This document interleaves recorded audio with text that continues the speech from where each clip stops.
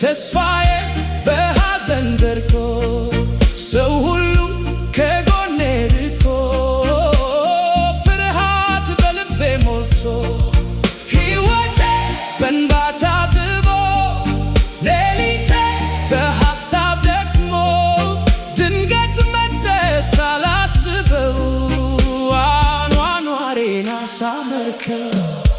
አንሳለኝ